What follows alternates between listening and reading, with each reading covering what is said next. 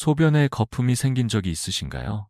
그냥 물을 적게 마셔서 그런 줄로만 아시고 지나친 분들 많으실 겁니다. 하지만 그것이 매일같이 반복되고 오래 떠 있다면 단순한 탈수의 문제가 아닐 수 있습니다. 저는 이 말을 드리기까지 오랜 고민을 했습니다. 괜한 걱정을 드리고 싶지 않았기 때문입니다. 그러나 의사로서 많은 환자들의 후회를 보아온 입장에서 분명히 말씀드릴 수 있습니다. 거품은 신장이 보내는 마지막 경고일 수 있습니다.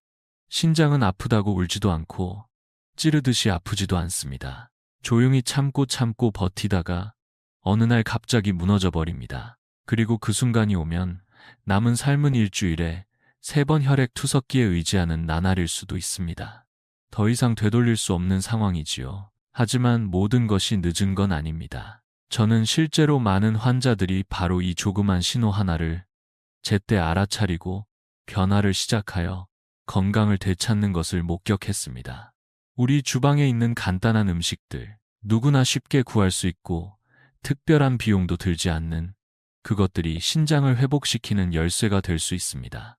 그것은 마법이 아닙니다. 과학이며 경험이고 삶의 이야기입니다. 오늘 저는 여러분과 함께 그 이야기를 나누고자 합니다. 더 늦기 전에, 그리고 후회하기 전에 말입니다. 지금 이 순간이 그 출발점이 될 수 있습니다. 그렇다면 왜 이렇게 중요한 신장이 아무런 소리 없이 조용히 망가질 수 있는 걸까요? 왜 우리는 신장이 무너질 때까지 아무런 증상도 느끼지 못하는 걸까요? 여기엔 신장이 가진 특별한 속성이 있습니다. 신장은 우리 몸의 침묵의 장기입니다. 끊임없이 일하고 있음에도 자신을 드러내지 않습니다. 그래서 더 위험한 것입니다. 신장은 하루에도 수백 리터의 혈액을 걸러내며 노폐물과 독소를 제거하고 체내 수분과 전해질의 균형을 맞춥니다. 또 혈압을 조절하고 적혈구 생성에도 중요한 역할을 합니다. 겉으로는 아무 일 없는 것처럼 보여도 이 복잡하고 섬세한 일을 하루도 쉬지 않고 하고 있는 것입니다. 그런데 이 정교한 시스템이 조금이라도 균형을 잃으면 그 여파는 몸 전체에 영향을 미칩니다. 하지만 문제는 신장이 절반 이상 망가지기 전까지는 뚜렷한 증상이 없다는 데 있습니다. 그래서 많은 분들이 뒤늦게 발견하고는 망연자실하게 무너집니다.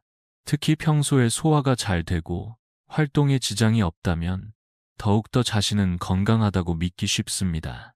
더 큰 문제는 이렇게 조용히 손상되는 과정이 수년간 누적되어 이루어진다는 점입니다. 단 한 끼에 짠 음식, 단 한 번의 불규칙한 생활이 문제가 아니라 매일매일 반복되는 습관들이 신장을 조금씩 약화시키는 것입니다. 우리는 그 신호를 미처 눈치채지 못하고 살아갑니다. 이제부터는 그 조용한 신호들에 귀 기울이는 법을 알아야 할 때입니다. 많은 환자들이 지나쳐버렸던 그 신호들, 그리고 실제로 그것을 놓치지 않고 회복의 길로 돌아선 한 남성의 이야기를 들려드리고자 합니다. 제가 기억하는 분 중에 박정호 선생님이라는 분이 계십니다. 올해 62살이신 그는 평소에도 등산을 즐기고 특별한 질환 없이 건강해 보이는 분이었습니다. 정기 건강검진도 성실히 받았고 평소 식사도 나쁘지 않았습니다. 그런데 어느 날부터인가 소변에 거품이 생기기 시작했다고 합니다. 처음엔 별일 아니라고 생각했습니다. 물을 적게 마셔서 그럴 수도 있겠지, 피곤해서 그럴 수도 있겠지, 그러면서 며칠을 그냥 넘겼다고 합니다. 하지만 거품은 사라지지 않았고 오히려 더 선명하게 눈에 띄기 시작했습니다. 병원에 찾아오셨을 때 박 선생님은 아무런 자각 증상이 없었습니다. 하지만 검사를 해보니 놀라운 결과가 나왔습니다.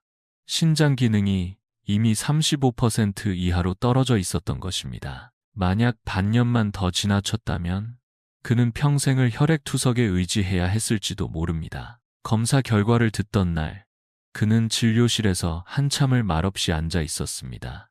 그리고 마지막에 남긴 말이 아직도 제 마음에 남아 있습니다. 그때 그냥 병원 한 번 더 들렀으면 좋았을 텐데요.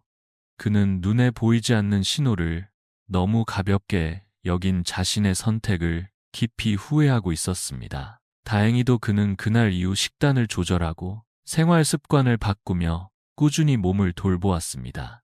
그렇게 수개월이 지난 지금 그는 혈액투석 없이 안정된 건강 상태를 유지하고 있습니다. 아직 되돌릴 수 있었기에 가능한 일이었습니다. 이처럼 신장은 우리에게 작고 미묘한 방식으로만 도움을 청합니다. 우리가 그 신호를 알아차릴 수만 있다면 충분히 돌이킬 수 있는 기회는 남아 있습니다. 그렇다면 우리는 무엇부터 시작해야 할까요? 바로 몸을 도와주는 작은 선택 하나, 음식에서부터입니다. 박 선생님의 이야기를 들으신 여러분도 아마 궁금하실 겁니다. 도대체 어떤 음식이 신장을 도울 수 있을까? 과연 특별한 약도 아닌데 정말 효과가 있을까? 사실 해답은 그리 멀지 않은 곳에 있습니다. 우리가 매일 접할 수 있는 식재료 속에, 그 중에서도 아주 평범해 보이는 두 가지 음식 속에 그 실마리가 숨어 있습니다. 그 첫 번째는 바로 따뜻한 레몬수입니다. 레몬은 신장 건강에 있어 의외로 큰 역할을 합니다.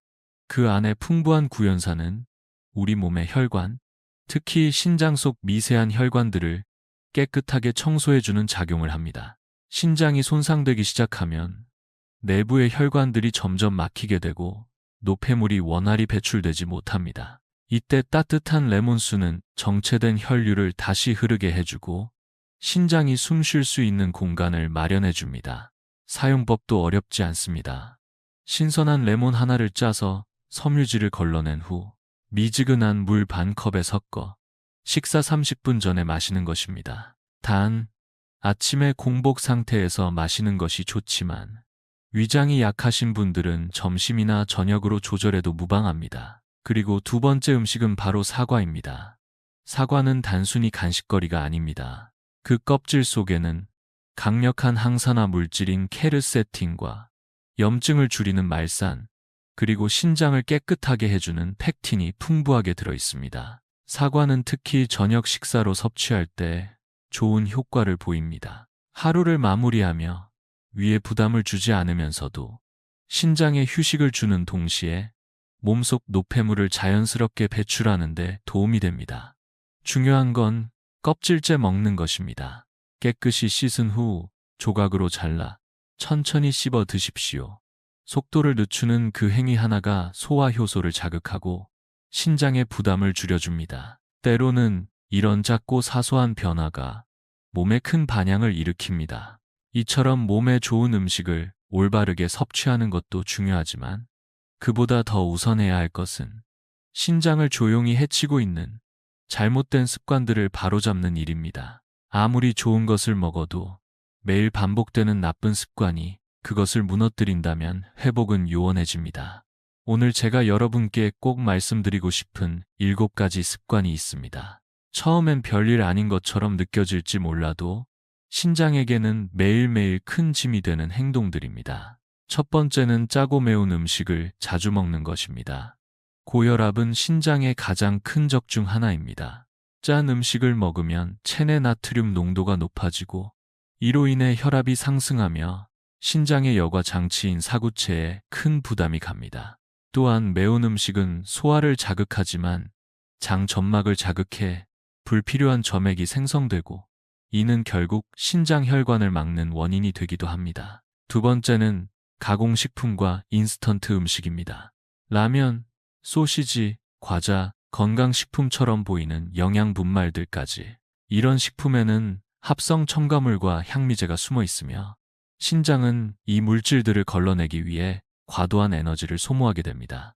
눈에는 보이지 않지만 매일 축적되는 부담이 결국 신장의 기능을 저하시킵니다. 세 번째는 출처가 불분명한 건강기능식품이나 미네랄 보충제를 무분별하게 섭취하는 것입니다. 칼슘이나 비타민 D처럼 좋아 보이는 성분들도 과하면 신장의 석회화 문제를 일으킬 수 있습니다. 특히 산나물류는 산화된 미네랄이 많아 흡수되지 않고 축적될 경우 오히려 독이 될 수 있습니다. 네 번째는 물을 너무 많이 혹은 너무 적게 마시는 것입니다. 물이 좋다는 말에 하루에 3리터씩 억지로 마시는 분들이 있는가 하면 하루 종일 커피만 마시는 분들도 계십니다. 중요한 것은 균형입니다. 체중과 활동량에 따라 하루 1.5리터에서 2리터 정도가 적당하며 한꺼번에 많이 마시기보다 소량씩 나누어 마시는 것이 좋습니다. 다섯 번째는 카페인 과다 섭취입니다. 매일 커피를 몇 잔씩 마시다 보면 교감 신경이 자극되어 신장의 수분 조절 기능이 흐트러지기 쉽습니다. 특히 저녁 늦게 마시는 커피는 야간뇨와 다리 부종을 유발하기도 합니다. 여섯 번째는 만성적인 스트레스와 수면 부족입니다. 깊은 잠을 자지 못하면 신장은 회복할 시간을 잃습니다. 밤사이 몸은 호르몬을 조절하고 혈관을 확장시키며 세포를 복구하는데 수면이 부족하면 이 모든 과정이 어그러지게 됩니다. 일곱 번째는 고혈압이나 당뇨병을 방치하는 것입니다. 많은 분들이 약을 먹고 있으니 괜찮다고 생각하지만 조절되지 않은 혈당과 혈압은 사구체를 망가뜨리는 직접적인 원인입니다. 이러한 습관들이 얼마나 무서운 결과를 부를 수 있는지는 실제 환자분들의 사례를 통해 명확히 알 수 있습니다. 광주에 사시는 중호 선생님은 올해 68이셨습니다. 피로감과 다리 부종, 잦은 야간뇨 증상을 가지고 계셨고 신장 수치는 이미 60 이하로 떨어져 있었습니다. 그는 평소 건강에 관심이 많아 식단을 조절하고 제가 말씀드린 두 가지 음식을 실천했습니다. 그리고 3달 만에 그는 눈에 띄게 좋아졌습니다. 혈액투석 없이, 약 없이, 생활 습관만으로 말입니다. 주모 선생님의 경우처럼 많은 분들이 신장을 지키기 위해 노력하고 계십니다. 그러나 안타깝게도 열심히 관리한다고 해도 여전히 신장을 약하게 만드는 원인을 스스로 만들고 있는 경우가 있습니다. 그것은 의지가 부족해서가 아니라 우리가 맞다고 믿고 있는 것들이 실제로는 잘못된 경우가 많기 때문입니다. 그 첫 번째 오해는 바로 나는 아직 신부전이 아니니까 괜찮다는 생각입니다. 눈에 띄는 증상이 없으니 별일 아니겠지 하며 식사나 생활 습관을 그대로 유지하는 경우가 많습니다. 하지만 신장은 이미 기능의 40% 이상이 손상되어도 침묵합니다. 그러다 어느 날 갑자기 피로감, 다리 부종, 잦은 소변 등으로 나타났을 땐 이미 되돌리기 어려운 지점에 와 있는 경우가 많습니다. 두 번째 오해는 영양제나 보충제는 많이 먹을수록 좋다는 믿음입니다. 요즘은 건강에 관심이 많아 다양한 비타민이나 효소제를 섭취하시는 분들이 많습니다. 그러나 문제는 그 모든 알약들이 결국 간과 신장을 거쳐야 한다는 점입니다. 과도한 섭취는 오히려 신장을 지치게 만들고 특히 고용량의 비타민 D는 노인층에서 연조직 석회화를 유발할 수 있습니다. 이러한 오해가 실제로 어떤 결과를 초래하는지는 은퇴한 택시기사였던 김성재 씨의 사례를 보면 알 수 있습니다. 그는 63세의 나이에 당뇨병 초기 진단을 받았지만 특별한 약도 먹지 않았고 자각 증상도 없어서 그다지 신경 쓰지 않았습니다. 하지만 정밀검진 결과 신장 기능이 이미 절반 이하로 떨어져 있었습니다. 그는 말했습니다. 나는 괜찮을 줄 알았습니다. 아무데도 안 아프니까요. 그 말이 저는 아직도 잊히지 않습니다. 몸이 보내는 신호를 무시하면 결국 더 큰 후회를 남깁니다. 이제는 잘못된 믿음들을 바로잡고 신장의 목소리에 진심으로 귀를 기울여야 할 때입니다. 그렇다면 이제 우리는 어떻게 변화해야 할까요? 거창하고 복잡한 방법이 아닙니다. 바로 오늘부터 일주일만이라도 신장을 위한 작은 여정을 시작해보는 것입니다. 저는 이것을 신장을 깨우는 7일 회복 계획이라고 부릅니다. 수년간 지쳐있던 신장에게 짧은 휴식을 주고 다시 회복할 수 있는 환경을 만들어주는 시간입니다. 첫째 날과 둘째 날에는 특별한 음식보다 더 중요한 것이 있습니다. 바로 관찰입니다. 매일 아침 하루를 시작하기 전에 잠깐 시간을 내어 자신의 소변을 살펴보는 습관을 들이십시오. 거품이 오래 떠 있거나 색이 지나치게 진하고 냄새가 강하다면 그건 신장이 보내는 조용한 경고일 수 있습니다. 이 사소한 관찰 하나가 여러분을 큰 위기에서 지켜줄 수 있습니다. 이틀 동안은 식단의 소금, 양을 줄이는 것부터 시작해보세요. 평소보다 간을 조금 싱겁게 하고 짠 국물이나 진한 장아찌류는 잠시 멀리 하시길 권합니다. 그리고 하루에 커피를 2잔 이상 드시는 분이라면 이 기간만큼은 잠시 멈춰 보십시오. 대신 따뜻한 레몬수를 점심 식사 전 30분에 한 잔씩 마셔보세요. 몸이 훨씬 가벼워지는 것을 느낄 수 있을 것입니다. 셋째 날과 넷째 날에는 회복을 위한 준비에 들어갑니다. 저녁 식사는 부담 없는 사과 1개로 대체해 보세요. 깨끗이 씻어서 껍질째 작게 잘라 천천히 씹으면서 드시면 됩니다. 포만감은 있으면서도 위장을 편안하게 해주고 신장에 밤새 충분한 휴식을 줄 수 있습니다. 그리고 이틀 동안은 특별한 사유가 없다면 건강기능식품 섭취를 잠시 멈추는 것이 좋습니다. 모든 보충제는 간과 신장을 거쳐야 하기 때문입니다. 5째 날부터 7째 날까지는 본격적인 회복 단계입니다. 이 시기에는 매 끼니에 신선한 녹색 채소를 한 접시씩 추가해 보세요. 상추, 어린잎 채소, 양상추 등 가볍고 소화에 좋은 채소들이 적당합니다. 가능하다면 과일도 1가지 추가하되 식사 시간과 간격을 두고 따로 섭취하는 것이 흡수에 더 효과적입니다. 수분 섭취는 하루 1.5리터에서 2리터 정도를 유지하되 한 번에 많이 마시기보다 소량씩 나누어 마시길 바랍니다. 잠도 중요합니다. 매일 밤 7시간 이상의 충분한 수면을 취해주세요. 깊은 잠은 신장이 스스로 회복할 수 있는 가장 강력한 치유 시간입니다. 이 7일간의 실천은 단순한 건강법이 아닙니다. 이것은 신장을 다시 믿고 돌보는 방법이며 몸에게 스스로 회복할 기회를 주는 첫걸음입니다. 어렵지 않습니다. 누구나 할 수 있습니다. 중요한 것은 지금 시작하는 것입니다. 지금 시작하는 그 작은 한 걸음이 신장을 지키는 가장 확실한 방법이 될 수 있습니다. 어떤 약보다 강력한 것은 바로 우리의 선택입니다. 우리가 오늘 무엇을 먹고, 어떻게 자고, 얼마나 몸의 소리에 귀를 기울이느냐에 따라 남은 삶의 질이 달라질 수 있습니다. 여러분이 지금까지 함께 걸어오신 이 이야기를 되짚어보면 분명해집니다. 신장은 말없이 일하는 기관입니다.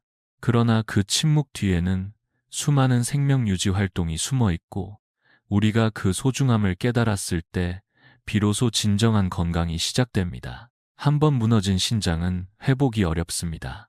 혈액 투석, 이식, 평생 약물 복용은 결코 가벼운 일이 아닙니다. 하지만 지금 이 순간부터 바른 방향으로 돌아선다면 충분히 건강한 상태를 오래 유지할 수 있습니다. 그것은 바로 여러분의 손에 달려 있습니다. 소금을 조금 줄이고 물을 천천히 마시고 커피를 쉬고 사과를 천천히 씹어 먹는 그 모든 작은 행위들이 신장을 살리는 결정이 될 수 있습니다. 그리고 이 여정은 단지 7일로 끝나지 않습니다. 오늘을 시작으로 매일을 조금 더 다르게 살아보십시오. 나는 오늘부터 신장을 지키겠습니다. 이 짧은 한 줄이 여러분 삶을 지탱하는 조용하지만 강한 선언이 될 것입니다. 그리고 그 변화는 분명히 여러분뿐 아니라 여러분이 사랑하는 사람들에게도 좋은 영향을 미치게 될 것입니다. 늦지 않았습니다. 지금이 가장 좋은 시작입니다.